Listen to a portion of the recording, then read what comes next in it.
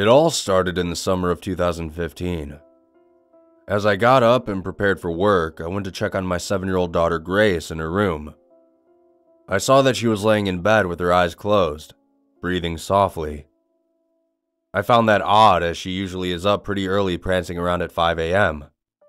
It was nearly 10:30, and she was still fast asleep. I figured that maybe she was just more tired than usual, and thus I didn't bother trying to wake her.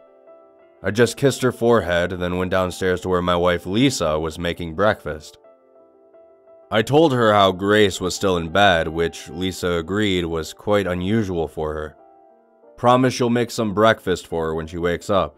I asked. She agreed to do so. After kissing my wife goodbye, I grabbed my briefcase, got in my car, and drove straight to work. While I was there, I completely forgot about what happened with my daughter. It wasn't until 6 p.m. that my wife texted me, telling me that Grace was still asleep after nearly 8 hours.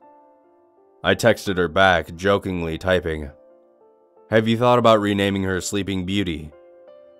To which she responded with a text angrily saying that this wasn't a joke. She was seriously considering calling an ambulance at that very moment. I told her not to worry about it, that kids get unusually sleepy from time to time. If she was still asleep after 24 hours, then we could start worrying.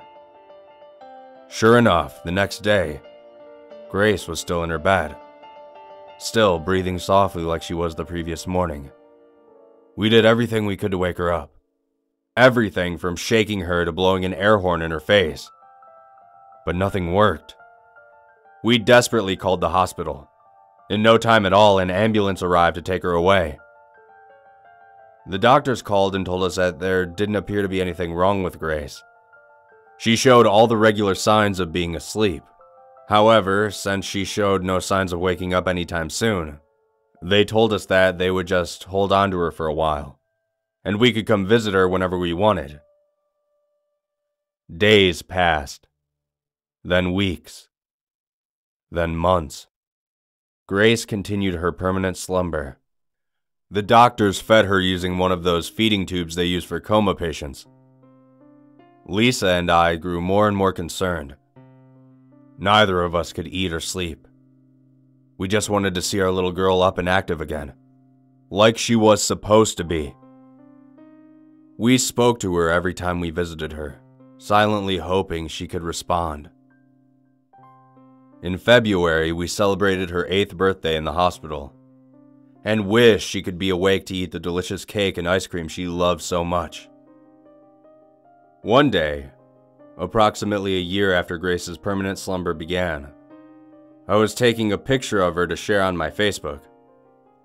All of a sudden, I heard her cry out, "Daddy!" Lisa and I jumped with excitement, thinking that our daughter was finally awake and we could finally hug and talk to her.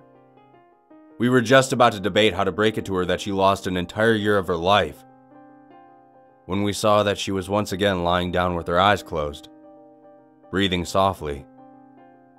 We stared at her for a few minutes, wondering if what we heard was our own imaginations, when she shouted again, "Mommy! Daddy! Help!"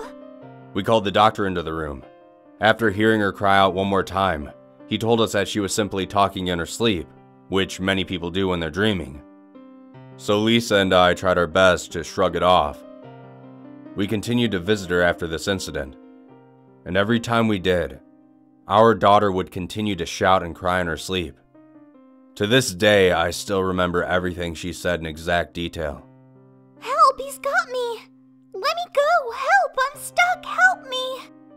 It disturbed us so much that we started visiting her less and less over time. Now I can't even look at a picture of Grace without hearing her screams in the back of my head.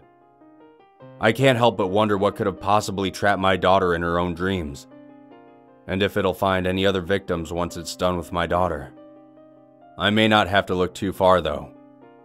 Today, my wife has been asleep much longer than usual. A full 24 hours to be exact.